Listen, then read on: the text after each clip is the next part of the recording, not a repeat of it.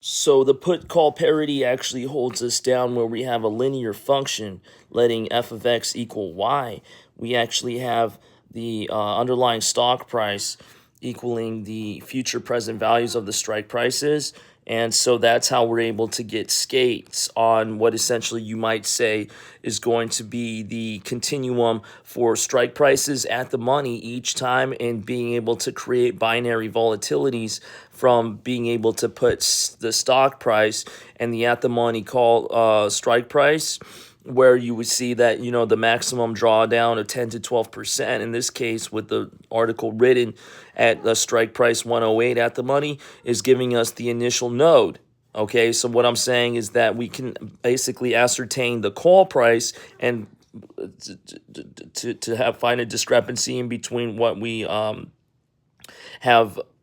computed with the calls and the puts and what is going to be on the actual quote board. So what we have here as a representation in the first trade, so to find the adaptation of why we have stock options in the first place, we start with the long straddle and then the inverse function being the short straddle. So what that does is gives us time in the leap where we have until the two-step node is completed, that we have basically making the market for the short straddle on the ask side, and then making the market for the long straddle on the buy side. So what that means is that we're basically making the markets, and we have unlimited downside protection by owning the long straddle or the underlying stock price, where Y represents bid-ask quotes on the short futures contract. That's the initial theoretical implication for finding the risk-free rate. And then the conduit, aka market maker, represents the person who is basically matching the order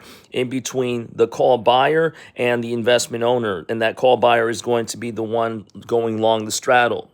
So that would be the options buyer. Because we have the put call parity arbitrage where there is zero arbitrage opportunities, the implied risk-free rate is guaranteed, let's say, to the options buyer and investment owner, where we see that the one-to-one relationship is in the future value of the strike prices cannot be any greater than the call minus the put plus the stock price. So what that does is gives us an edge in understanding the averages in the asymmetrical actual distribution of the calls and the puts should become symmetrical when we understand that there is a one-for-one relationship. So that's what we want to know the most, is do we have a one-for-one relationship in between the deltas of the calls and the put